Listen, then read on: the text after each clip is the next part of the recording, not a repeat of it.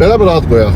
Tək insanın avtopodkastı. Ola bilər ki, gələcəkdə bu yerdə kimlərsə əyləşsin, xüsusi qonaqlar olsun. Bu yarattığım kontentin nə dərəcədə keçərli olduğundan asılı olacaq. Təbii ki, ilk podkastlarda sizdən ideal bir nəticə gözləmirəm.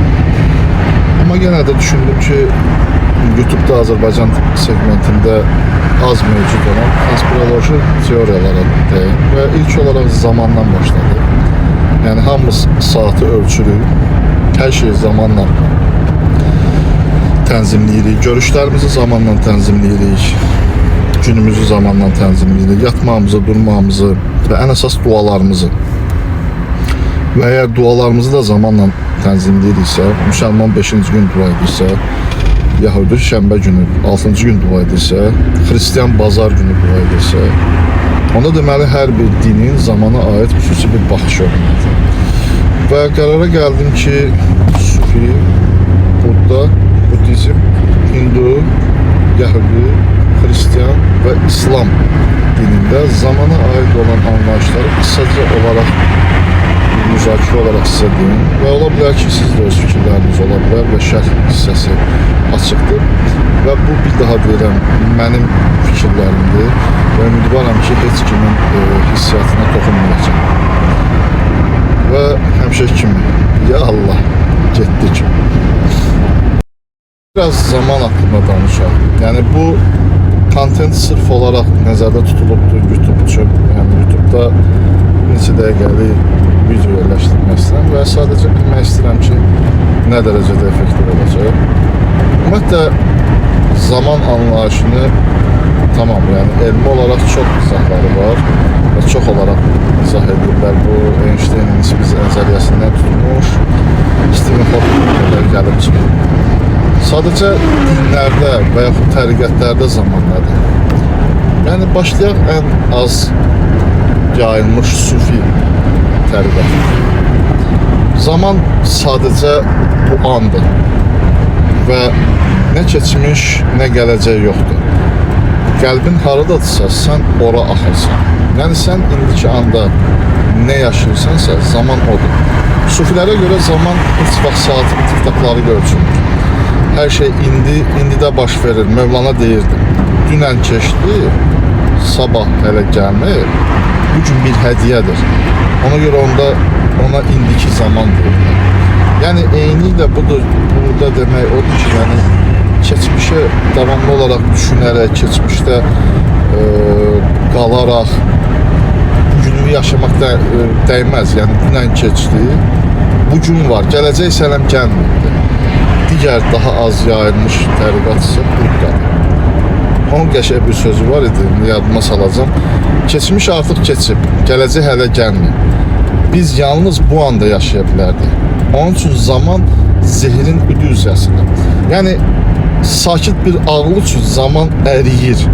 Sən sonsuzluğun içində nəfəs alırsan. Və bu sonsuzluğun bugünü var. Sadəcə bax, mən bu videonu çəkirəm.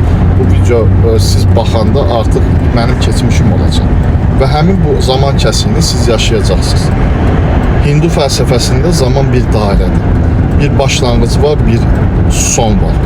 Və sonra yenidən başlanğıc var. Həyat dövrəni. Buna Hindular gərək ki, yuga deyirlər. Əsillərlə fırlanıb yuga. Kali yuga. Yəni qaranlıq dövr. Bizim zamanımızdır. Amma hər qaranlıq işığın carçısıdır. Yəni reinkarnasiya, yenidən doğulma, yenidən dünyaya gəlmək, bunlar hamısı həmin o yugadan irəli gəlib Hindu fəlsəfəsində. 3 əsas din Xristiyanlıqda hər üçündə deyim ki, son var, zamanda son bir anlayışı var. Amma Xristiyanlıqda zaman bir yoldur, başlanğıcdan sona aparan bir yoldur. İsa Məsih nə deyirdi? Deyirdi, mən alfa və omega, başlanğıc və sonu.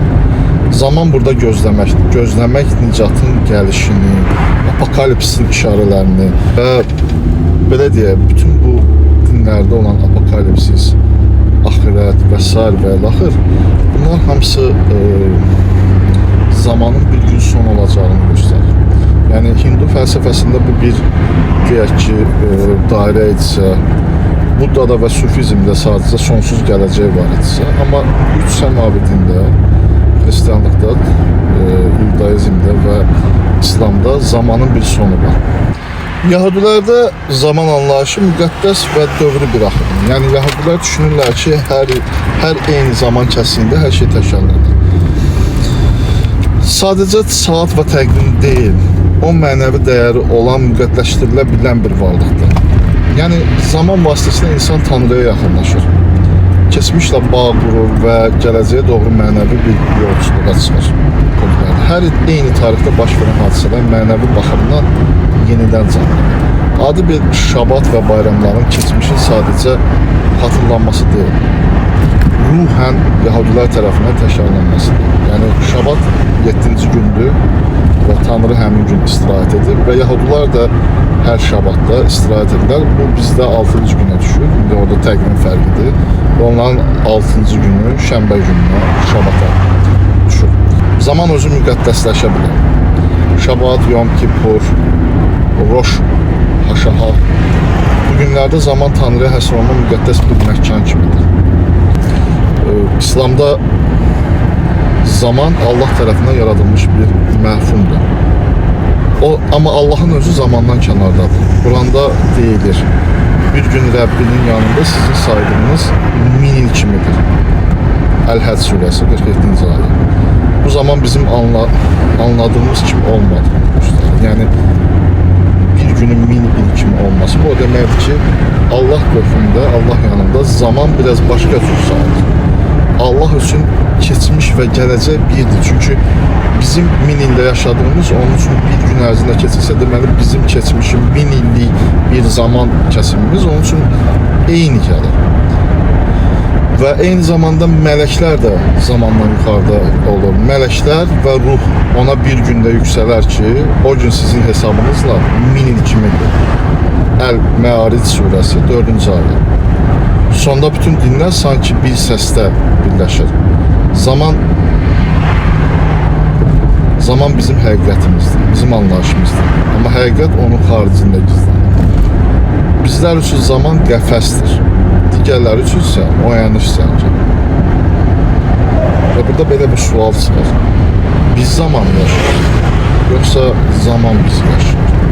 Və bizim hamımızın qəfəs sandığımız bu dünyada bizim hamımızın bir qəfəsdə bildiyimiz, istənilən dində ateizmlə əlaqə olaraq hamımız dünyanın müvəqqəti olduğunu düşünürük. Deməli, bizi burada müvəqqəti edən zamanın özüdür. Tək insanın avtopodkastının ilk buraxılışı bitdi və yenə deyirəm, bu yerdə kiminsə əyləşməsi və hətta ola bilər ki, arxada da kiminsə əyləşsin gələcək podkastlarda kontentin keçməsindən asılıdır. Nə dərəcədə maraqlı danışdım, nə dərəcədə sizə informativ oldu. Xahiş edirəm bunu öz layıqlarınızla, abunə yazılmaqlarınızla və eyni zamanda şərhlərinizlə izah edin. Çünki bu YouTube alqoritması üçün bizə çox vacibdir və mənə çox vacibdir. Bunun üzərində tək insan olsam da bunun üzərində bir mini da olsa komanda işləyir. Mətnin hazırlanması, daha doğrusu tezislərin hazırlanması, montajın olunması və sair həyata keçməsi. Sizin fikirlərinizi gözləyirəm bir sözlə. Şərhlərdə yazın görək. Mənim bu qısa videoda dediklərimdən nədən razısınız, nədən narazısınız və eyni zamanda bu podkastda sizi nə qane etmədi.